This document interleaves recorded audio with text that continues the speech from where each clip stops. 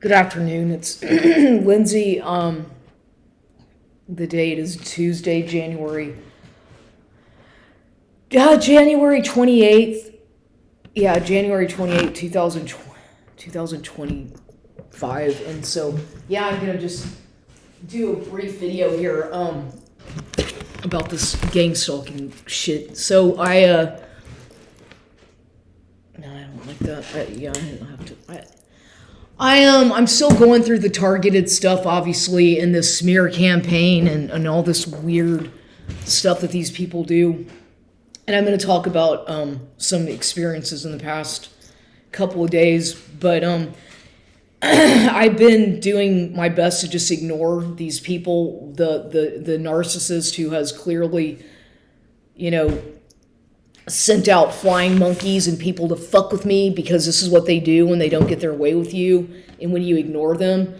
What happens when you continuously ignore a narcissistic person who's a controlling person, then they will continue to try to do like their smear campaign and hack into your life, hack into your phone. Even though you have them blocked, they'll still continue to call you often and leave you messages. And this is all part of the discard, and it's just so ridiculous how they go back and forth with, like, it's like they can't seem to take no for an answer. That's the problem with narcissistic people, is it when it comes to relationships and their control issues, they can't let you go, and they won't let you go because they want to continuously come back into your life to cause more problems and create chaos and triangulation and stuff like that. Because what I've learned about narcissistic men who I've been involved with, a lot of them, is that they want to keep that they're someone different, right? They're already with a new person or somebody from their past, and they've already been intimate with that person and etc. But they want to hang on to their previous hookups or girlfriends or whatever, because they want to keep you under their control and have you as supply in case whatever something goes wrong. But what they want, it's really messed up, because they want to hang on to exes. They want to keep on continuously trying to hang on to people from their past, which is something that I don't really understand. Why a lot of narcissists, they'll go back to people from their past, like past relationships, past boyfriends and whatnot, or girlfriends. If it's a male, he'll go back to his past girlfriends, thinking he can come back into her life whenever, maybe a couple years later. And often women do the same thing, trying to get back involved with a man from their past. And I think that whenever something ends badly and you know that it's not right, that you have the feeling that that person is not, you're not meant to be with them. You feel all the signs are all there, but you try to ignore them because you want to try to fix it or work it out. But your body or your intuition is telling you differently. See, when you need to think with your mind, not your emotions, when it comes to these kinds of people, because thinking too much on an emotional level when it comes to these kinds of controlling, abusive relationships only gets you stuck.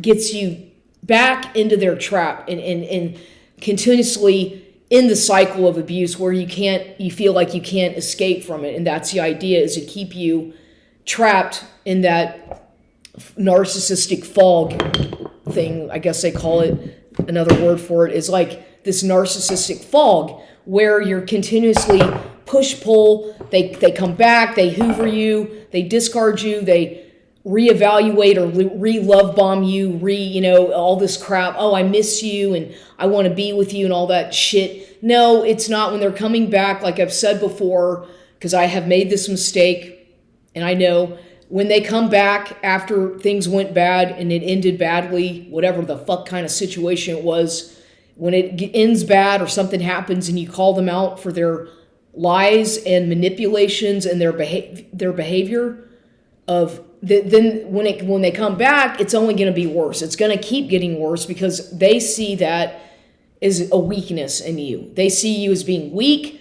They see you as being vulnerable. and they see you as being foolish if you continuously let them back after they cheated on you, after you know they lied to you and cheated on you. But once again, like I talked about before in another video, is how with narcissistic people who don't know how to commit or don't like committing to one person because they can't just be with one person. They have to have multiple intimate partners. When you're dealing with a sex addict, this man is not going to be just faithful to you. He's got other women who he is intimate with, and you should keep that in mind. If you're married to a man who's a sex addict or a narcissist, they cheat. They're serial cheaters. They're not able to stay committed with one person. And you might be shocked to realize that, and you think that your husband or your boyfriend is only with you, that he's faithful to you and you alone. You're probably 9 out of 10 times you're wrong if he's a psychopath, narcissist, sex addict, or alcoholic. I bet you. I could be wrong, but I bet he's having some kind of an affair or some kind of fling with someone else behind your back without letting you know, even though you sense it, you feel that he is, and you confront him, he's going to lie to you and say that he's not. But you know from your from the way they behave and from their body language and the way they treat you, and things are different, that something's going on. So go with your instincts on that, I would suggest, and trust your gut feeling on that one, because most of the time they're doing things that you don't have any idea about. You don't know since you don't really know them well, since they keep secrets and they're very secretive about who they really are, well, then go figure. If they've got multiple people who they are involved with, it's okay. I understand that people have friends, right? We all have acquaintances and we all talk to people maybe on whatever. But when a man, most men, they don't really, and I've heard this from other male friends who I've had or talked to over the years, is that most men, unless a man is gay, unless a man is maybe bisexual, most of the time a man is going to hit on you or confront you or approach you because he's interested in you in a sexual way, if it's a female. Okay? A man is not going to just contact you on a dating site or at the gym start talking to you. Usually, a lot of the times, mostly it's because if you're an attractive enough female, or it might be because he has interest in you most of the time, or if he wants to be your friend, it's usually because they don't want to just be your friend. If it goes on and on with just being friends, that's going to eventually manifest into something physical with men, mostly. Men and women usually are. They don't really just stay friends. There's usually something along that relationship at some point where somebody likes, even though it might not be reciprocal, maybe that man likes you and you don't like him that way, or you like him in that way and he doesn't like you in that kind of way. You see, it's normally like that, where there's going to be somebody in these kinds of friendships, right? Where there's somebody who likes somebody, but that's not reciprocated. So when men, narcissists, if you're involved with one and you feel that he's done shit to you, he's lied to you, he's love bombed you and done all this shit, like coming back into your life after leaving you and discarding you, but then they come back with these gifts, crap like that. It's because he feels guilty, but they don't really feel guilty, by the way. But they have a conscience. They don't really feel anything. They don't really feel empathy or any emotions, but they do have a conscience. When they know they've done something wrong, they do try to come back to try to quote unquote fix it, or to get a one-up on you, or to make you feel bad and to make you feel bad about yourself. And so to kind of rub it in your face that, I've been with someone else, but I'm going to lie to you about it. But here's a gift so that I can, shut the shh. I'm going to try to keep you in my little fucking harem garage by giving you gifts here and there and throwing out breadcrumbing you because you're a primary source of supply. You provide what I need and what I want, but I don't like you. I hate you. I can't stand you, but you have something that I need. which is, go figure. You might have something financial that they want. You may, God forbid, should you be in a business with these kinds of people, shit. Because what they'll do is they'll want to go into business with you. They're going to want to do all kinds of stuff with you, but that's all future faking. Because ultimately, they want to control you and destroy you. And I'm telling you from honest experience, these people don't just come into your life without some kind of intention or ulterior motive of destruction. They're not there to lift you up or to be your friend and walk beside you. They want to be ahead of you. They want to compete with you. They want to drag you down. They want to make you feel bad about your achievements, your desires, your goals, your life, your personality, your creativity. They usually want to change you into somebody who they think you should be, right? And whenever that's happening, in any kind of relationship, I don't care if that's your best friend, I don't care if that's your mother or father or your sibling, if somebody, or a coworker or a boss, if somebody is trying to change you for who you genuinely, your genuine personality, for who you are and what you like and what you love and what you're passionate about, then they're not really worth your energy. Don't waste energy on people who are not worthy of receiving your positive energy. If you have positive energy and you emit positive energy, sometimes people feel threatened by that. Certain individuals who happen to have narcissistic, psychopathic tendencies often feel very threatened by somebody's communication skills or their whatever. They don't like that. They see that as a threat and they feel uncomfortable around you. Notice how there's a bad energy there. If you feel uncomfortable around them and their presence and vice versa, it's because there's something off. You two are not yin and yang, right? Opposites attract. Yeah, but not really. They attract from maybe a physical perspective. Understandable, because it's a curiosity thing that sometimes you see somebody who you think is, oh, that person is so attractive, and they're completely opposite to you. They don't look at, whatever, that's common.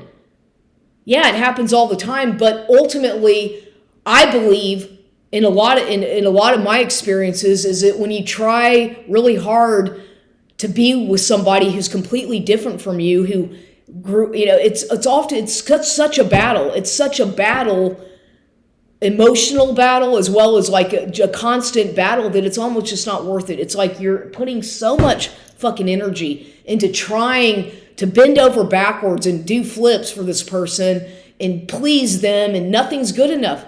Nothing you do. They don't like the way you cook. They don't like what you eat. They don't like the way you dress. They don't like your personal style. They don't like your music you listen to. They don't like the makeup. They don't like anything about you, pretty much. They all they want to do is make you feel bad about yourself. Is that somebody who you want to spend your quality time with? Is that who you want? If you do, good, because I've been there, done that, and I know that at the end of after that is done with, I just feel exhausted. I feel drained. I feel, what am I getting myself into? You ask, when you're asking all these questions, it's because they're bringing into your life confusion and chaos, and they do that on purpose because they want to create havoc and confusion and triangulate you with people and just throw you off your course or whatever you're trying to do, because they're jealous. Often they're just jealous because of whatever. And take that as a sign that that's not going to, it might be fun for a while, it's interesting, but it's going to fizzle out.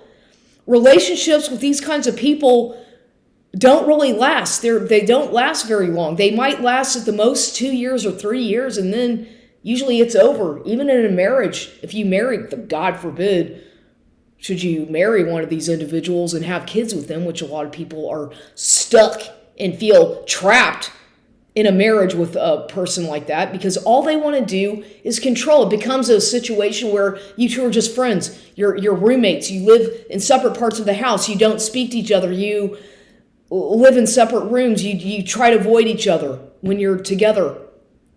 And so when it's come to that, that's nothing. Why stay with someone like that? Why even stay in a marriage? Why do people stay in marriages where they're basically just like roommates or friends? It happens all the time. Oh, because we have kids together. Oh, because we have a business together. Or it's usually financial reasons, right? Or they know that the other person has cheated on them or is having affairs right there in front of their face, and they don't give a shit. That's common nowadays as well, where people are so just don't give a shit that they'll put up with that just to have a roof over their head, I guess, or just to have the fancy lifestyle that maybe that person is providing for them. But is it really worth it? For example, this person who's trying to fucking control me, he's not supporting me financially. He sure as a fuck isn't supporting me emotionally. So why am I ask myself, why was I giving so much of my energy and time to somebody who I don't even like, who doesn't even like me?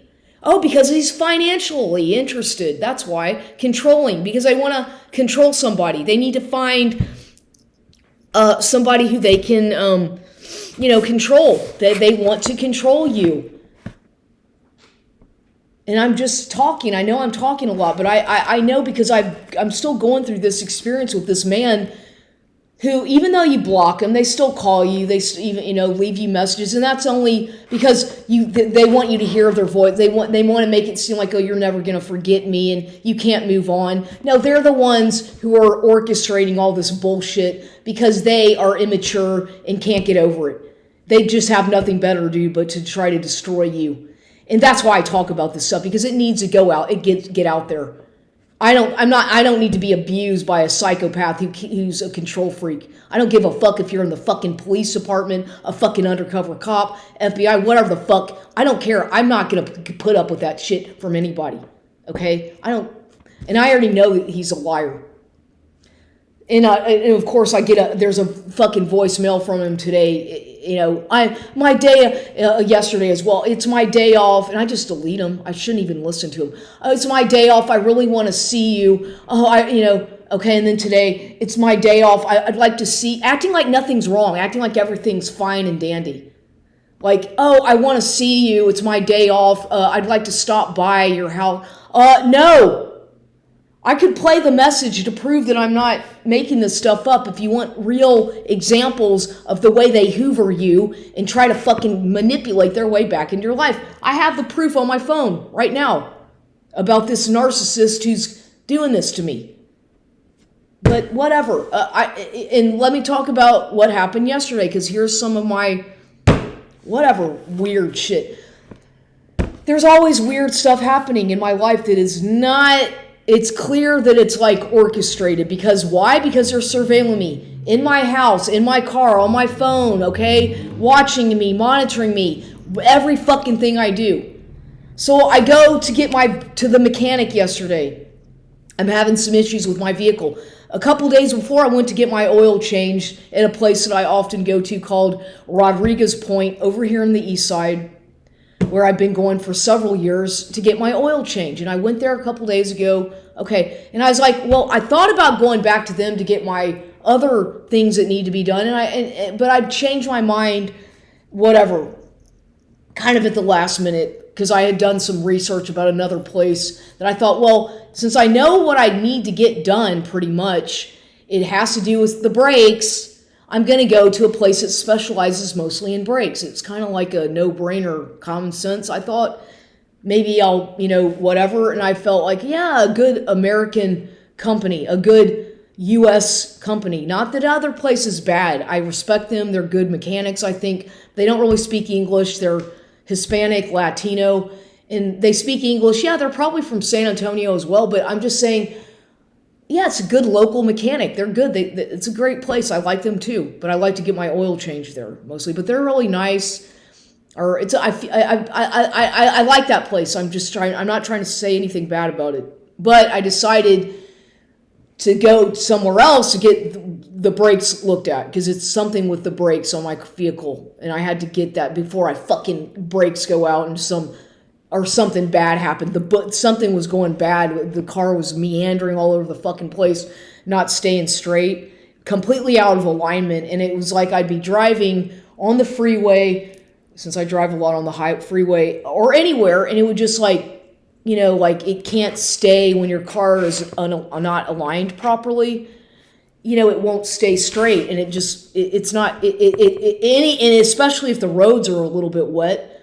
It's like kind of, I'm a good driver, but still I'm just very precautious because I don't want to get in an accident, and I don't want to not be able to stop my car if I need to put the brakes on because it's dangerous. There's a lot of, you never know, and it's a fucking dangerous world out there. There's a lot of crazy drivers. There's a lot of inebriated drivers. You can tell so I try to be very precautious when I drive. I really do.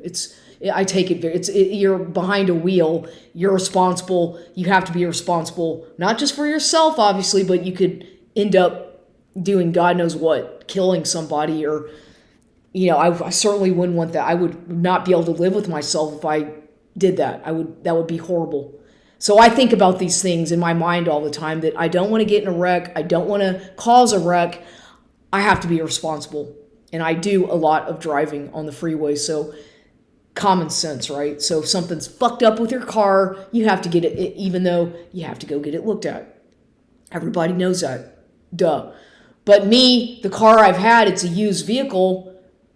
I bought it, it was purchased used, but it has a lot of mileage on it. It had a lot of mileage on it when it was purchased, or fairly good mileage. And it's a 2015 Honda. So, they last forever. All you have to do with Hondas, a good thing about Hondas, as most people know, or these Japanese cars, the Asian cars, Toyota, Honda, whatnot. They're great cars as far as like maintenance. They're not as expensive to maintain as certain other cars, but nowadays everything's so fucking expensive. But they last a long time, and as long as you change the oil, as long as you do tune-ups, and as long as you maintain it, it will last pretty long usually. And everybody knows that about Hondas. Especially. And I've driven a lot of Hondas, I've driven Nissans, I've driven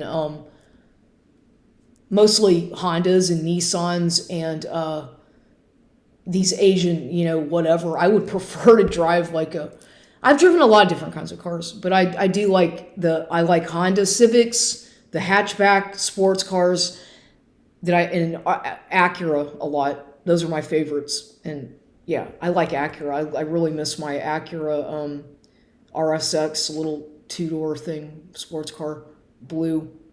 I miss that car a lot. But yeah, so anyway, stick shift. I like to drive a standard. Maybe one day I'll get another car like that. I don't know, or something like it.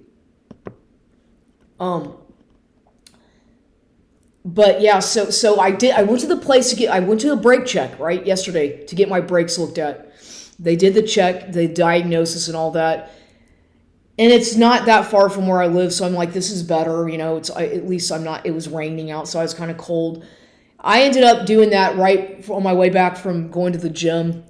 I just went straight there, and I ended up, I was there for like 3-4 hours, give or take, when they did the work that they had to do, but I was watching them for a lot of the times. I wanted to be, watch to see what they were doing, especially when I first got there, because sometimes, I wanted to see what they were doing. I watched them take the wheels, all that shit, and I asked them, I told them specifically what I thought was going wrong, because I had gotten somebody's opinion from the other place about what it was. So sure enough, that was what the problem was, more or less, but there was some other things as well that were basically so worn out that it was really bad. Something that I forgot the name of was so bad that they had never been replaced. Nothing in that car has ever been replaced as far as like the brakes or anything like that, or anything else since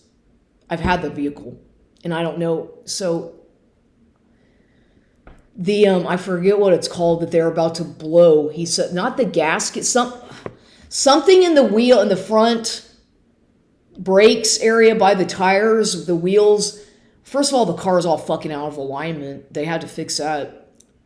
But those things were so worn out, these things in the front of the tires, that they're about to give out, completely blow up. He said blow. It's like, oh shit. Good thing. So I have to get that. I had to get some work done on the vehicle.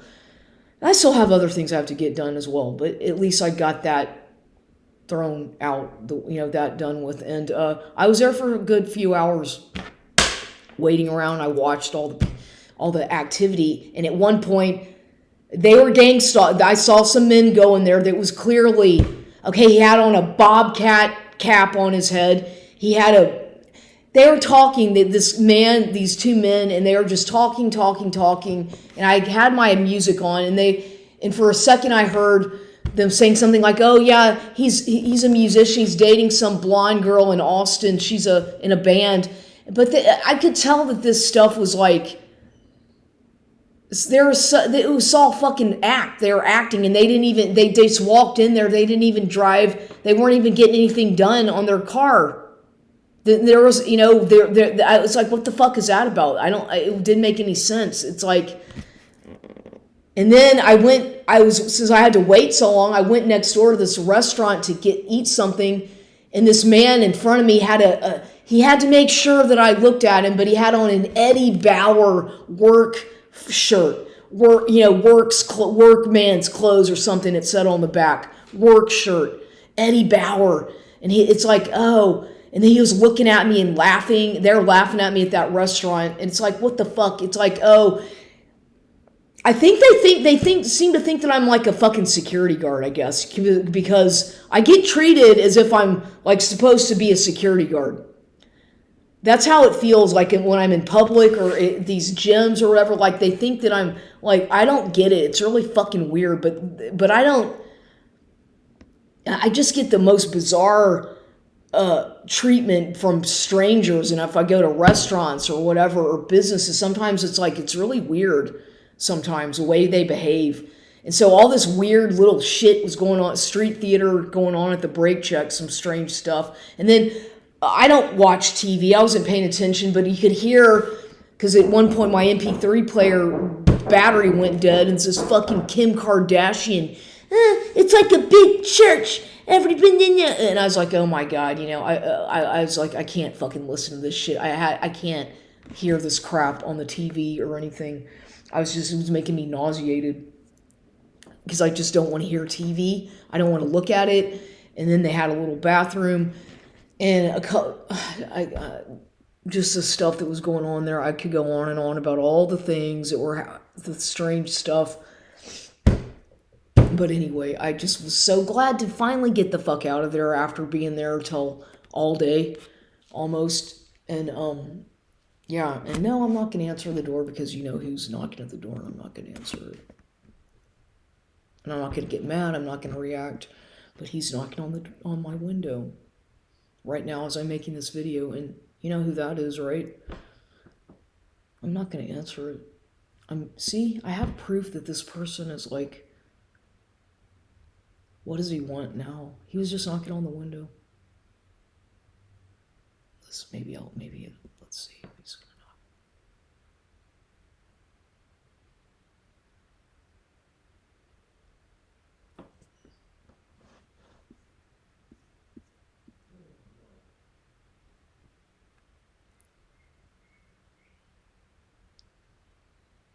He's out there, not answering.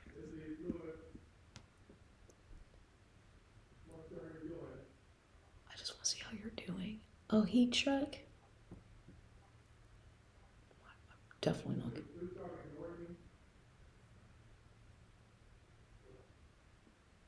He's a liar. He's a cheater. Don't take back cheaters.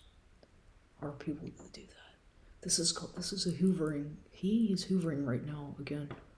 Lindsay, I just want to see if you're doing okay. Oh my God. I just want to check on you. Why are you ignoring me? He's saying. Well, anyway, okay, I'm going to cut this off, but see? I'm going to record this. I'm going to go take it to the window and record what's going on. Yeah, see? This is this guy. He's obsessed. He's turned into a stalker.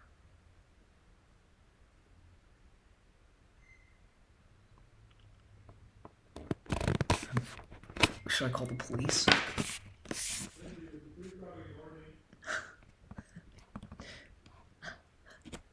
See what I'm seeing? I'm recording this.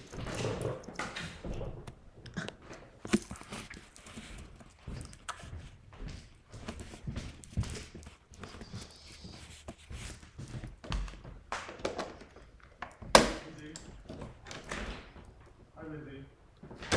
Lindsay. Lindsay, can I please talk to you? Lindsay. Lindsay. God damn it. Lindsay.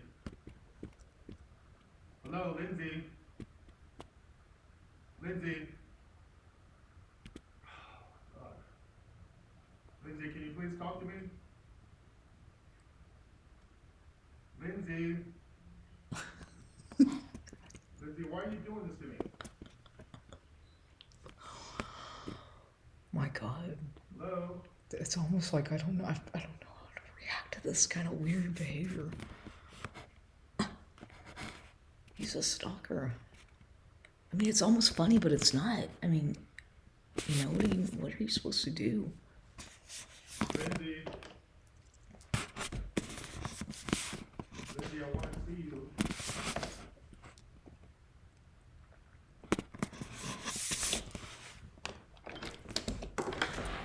Lindsay, I want to see you. No. I said no. I don't want to fight with you, but no. I don't want to talk to you. Can we just No. Can we just talk, Lindsay, please? No. I'm busy. I don't want to talk to you. I said no. Lindsay. What do you want? Like, why do you keep coming around? Like, what is it you're obsessed about? To get revenge because I don't like you? Because what is it you want? Lindsay. What do you want? I want you, Lindsay. I Lindsay. Lindsay, I want to talk to you. Where else you go? Lindsay, how are you? Lindsay. bye. Have Lindsay. fun. Lindsay. I don't care about This as I'm doing this, some girl walks by, so it's like I'm not gonna. These people are. I'm done.